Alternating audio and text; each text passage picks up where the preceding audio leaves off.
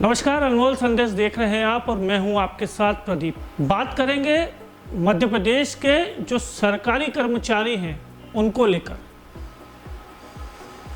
हालांकि अधिकारी हो कर्मचारी हो काफ़ी लंबे समय से एक बात को लेकर परेशान है और ये परेशानी के बीच में उनके लिए एक राहत भरी खबर जरूर है और ये खबर है उनके तबादलों को लेकर। जी हाँ, बिल्कुल सही सुन रहे हैं आप। मध्य प्रदेश में तबादलों को लेकर नई रणनीति जो है वो बनने जा रही है। इसी पर आज हम चर्चा करेंगे। दरअसल मध्य प्रदेश में तबादलों का इंतजार कर रहे जो कर्मचारी अधिकारी हैं उनके लिए राहत भरी खबर तो जरूर है ये।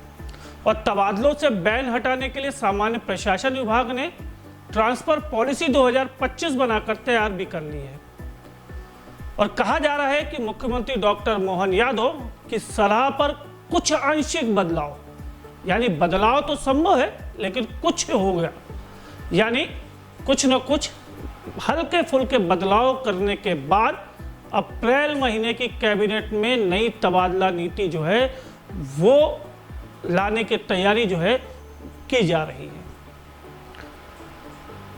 पिछले अगर 3 सालों की बात करें तो पिछले 3 सालों से तबादले की बाट जो रहे हैं सरकारी कर्मचारी और अधिकारी, उनके लिए तो बहुत अच्छी खबर ये निकल कर आई है कि एक बार फिर से मध्य प्रदेश के अंदर तबादला एक्सप्रेस को एक हरी झंडी मिल सकती है। और ये जब हरी झंडी मिलेगी तो कर्मचारी और अधिकारी भी कहीं ना कहीं इससे राहत भी महसूस करेंगे और कहीं ना कहीं खुश भी जरूर नजर आएंगे। हालांकि सामान्य प्रशासन विभाग ने इसको लेकर पूरी नीति का मसौदा तैयार कर लिया है। कहा यह भी जा रहा है कि सलाह मुख्यमंत्री डॉक्टर मोहन यादव से भी ली जाएगी और जो बदलाव हैं वो किए जाएंगे और इस माह के अंत तक ये पूरी तबादला नीति है राज्य शासन से मंजूरी मिल सकती है, ये जानकारी निकल कर आ रही है। और अप्रैल माह में ही जब कैबिनेट परिषद कह लें या मंत्री परिषद की बैठक कह लें, उसमें ये तबादला नीति को अनुमोदन जो है वो किया जा सकता है। इस पॉलिसी के अनुसार बात अगर की जाए तो 15 दिन से 1 माह तक तबादलों से प्रतिबंध हटाया जा सकता है। देखिए, तबादला नीति तो आ रही है लेकिन इस तबादला नीति में इस बात को साफ तौर पर कहा गया है कि ज़्यादा से ज़्यादा 1 माह तक, यानी 15 दिन से 1 माह तक ये जो प्रतिबंध है वो सिर्फ हटाया जाएगा। मध्य प्रदेश में आखिरी बार तबादला नीति की अगर हम बात करें 21-22 के आसपास ये लागू की गई थी। इसके बाद से लेकर अब तक कोई तबादला नीति जो है वो नहीं आई है। अब मोहन सरकार की अगर हम बात करें तो अलग अलग नए नए आयाम जो हैं उन्होंने हासिल किए हैं, लेकिन अब मोहन सरकार में तबादला नीति 2025 लागू होगी। लेकिन इस तबादला नीति की अगर हम बात करें, तबादला नीति तो शुरू हो जाएगी, कर्मचारी अधिकारियों को राहत भी मिल जाएगी, लेकिन सवाल क्या?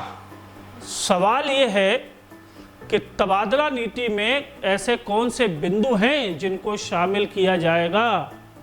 यानी अगर तबादला नीति बनती है तो उस तबादला नीति में क्या क्या बिंदु रहेंगे जिसके आधार पर तबादले होंगे।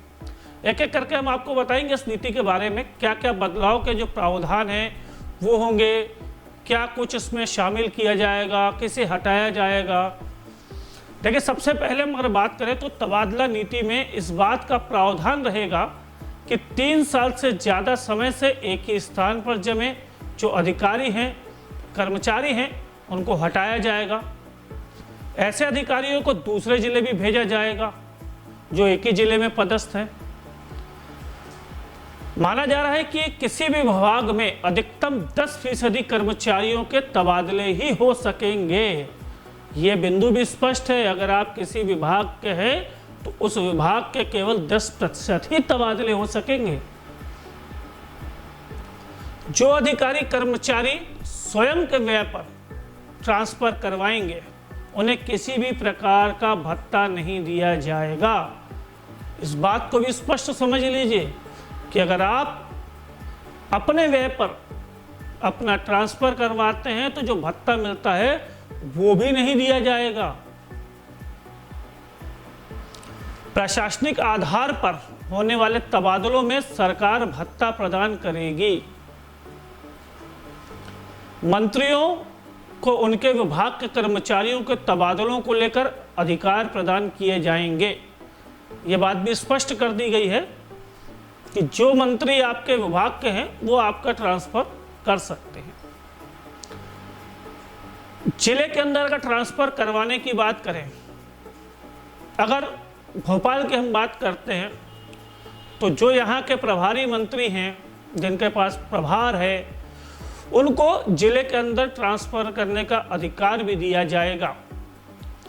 प्रभारी मंत्री की अनुशंसा पर जिला कलेक्टर जिले के अंदर ट्रांसफ़र जो है वो कर सकेंगे। यानी इस तबादला नीति में स्पष्ट है कि प्रभारी मंत्री के अनुशंसा पर ही तबादले होंगे और वो टिप लिखेंगे कलेक्टर।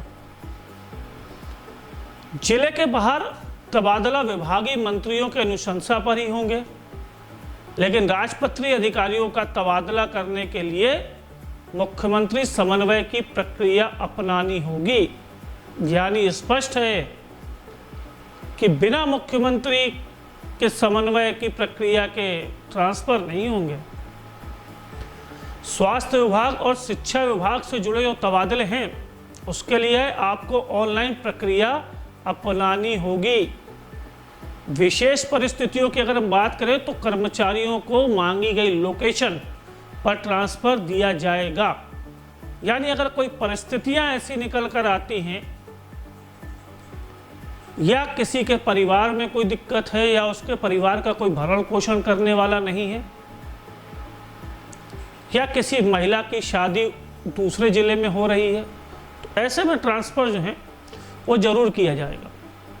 यानी कुल मिला के ये कहा जा सकता है कि मध्य प्रदेश की जो तबादला नीति है 2025 तैयार तो हो चुकी है। अब इस तैयारी के बाद जब मुख्यमंत्री मंत्री की तमाम जब परिषद बैठेगी